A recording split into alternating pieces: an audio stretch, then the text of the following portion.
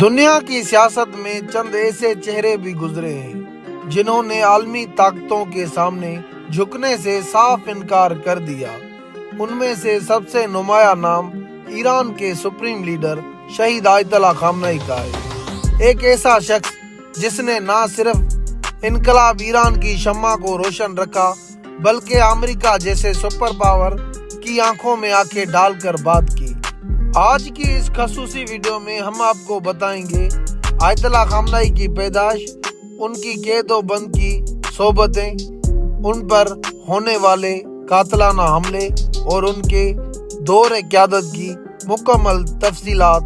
جی ناظرین، میں ہوں دربان علی اور آپ دیکھ رہے ہیں دربان علی مری آفیشل۔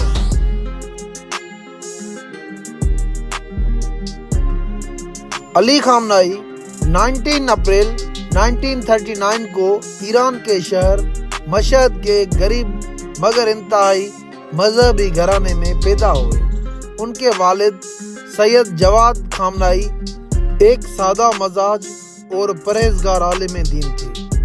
علی خامنئی خود بتاتے ہیں کہ ان کا بچپن اتنے غربت میں گزرا کہ کئی بار گھر میں رات کا کھانا تک میسر نہیں ہوتا تھا اور وہ سوکھی روٹی کھا کر سو جاتے تھے۔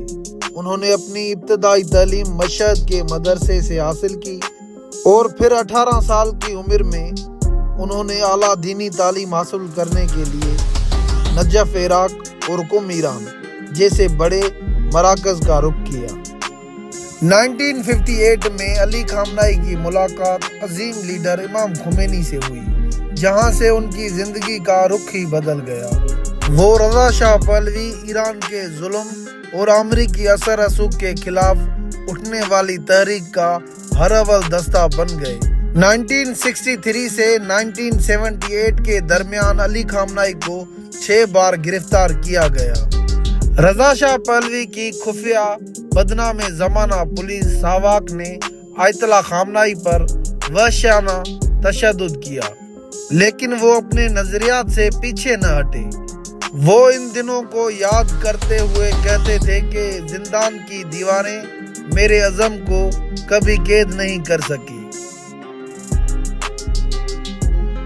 فروری 1979 میں جب اسلامی انقلاب کامیاب ہو گیا اور رضا شاہ پہلوی ملک چھوڑ کر بھاگ گیا تو علی خامنئی کو اہم حکومتی ذمہ داریاں سونپی گئی، لیکن دشمن ان کی جان کے پیچھے ہی پڑ گئے تھے۔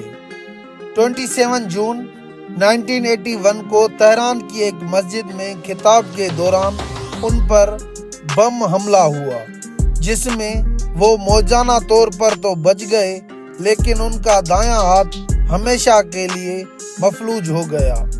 اس حملے نے انہیں عوام کی نظروں میں ایک زندہ شہید بنا دیا۔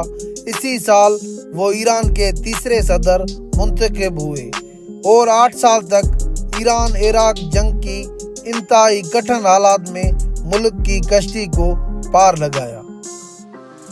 1989 میں امام خمینی کی وفات کے بعد ماہرین کی کونسل نے انہیں متفقہ طور پر ایران کا رہبر معظم منتخب کیا۔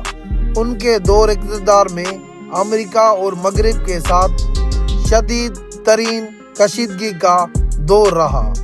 انہوں نے مقامات کی پالیسی کو اپنایا اور یہ پیغام دیا کہ ایران کسی کا غلام نہیں بنے گا۔ جب امریکہ نے ایران پر دنیا کی سخت ترین معاشی پابندیاں لگائی تو خامنئی نے اقتصادی مزاحمت کا نظریہ پیش کیا۔ ان کی قیادت میں ایران نے ڈرونز، ٹیکنالوجی، میزائل پروگرام اور ایٹمی توانائی میں وہ ترقی کی جس نے پوری دنیا کو حیران کر دیا۔ انہوں نے بارہا کہا کہ امریکہ پر بھروسہ کرنا موت کو دعوت دینا ہے۔ آیت اللہ خامنئی اپنی انتہائی سادہ اور درویشانہ زندگی کے لیے مشہور تھے۔ وہ مرتے دم تک ایران کے ایک عام سے گھر میں رہتے رہے اور ان کی زیر استعمال اشیاء انتہائی معمولی ہوتی تھی۔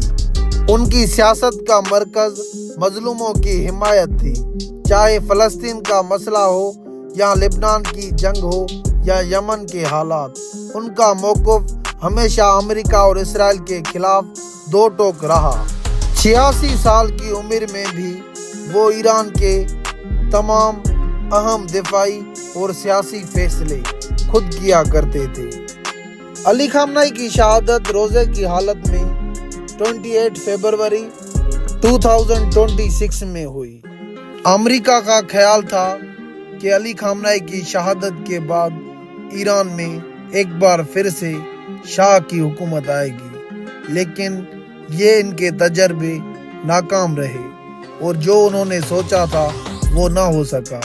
अमेरिका ने सोचा था कि अली खामनेई की शहादत के बाद आसानी से हम ईरान में रिजीम चेंज ला सकते हैं, लेकिन अली खामनेई की शहादत के बाद ईरानी मुत्तहद हो गए और ट्रंप बार बार ये कहते रहे कि अपनी हुकूमत के खिलाफ निकलो और हंगामा राही करो, लेकिन फिर भी ईरान की आवाम ने अपने सुप्रीम लीडर से मोहब्बत का इजहार किया और अमेरिका की पॉलिसियों पर पानी फेर दिया। जैसे करबला के मैदान में इमाम हुसैन अलैहिस्सलाम शहीद होकर भी कामयाब हो गए और यजीद जिंदा रहकर भी नाकाम हो गया, इसी तरह ईरान में आयतुल्लाह खामनेई शहीद होकर भी कामयाब हो गए और ट्रंप और इसराइल ये जिंदा रहकर भी मर गए।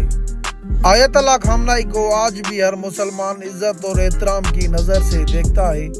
आयतुल्लाह खामनेई शहीद होकर भी लोगों की दिलों में आज तक जिंदा है और हमेशा जिंदा रहेगा। दोस्तों, हमारे चैनल को सब्सक्राइब करें और हमारी वीडियोस पे लाइक, कमेंट और शेयर करें ताकि हमारी हर एक आने वाली वीडियो आप तक पहुंच सके। शुक्रिया।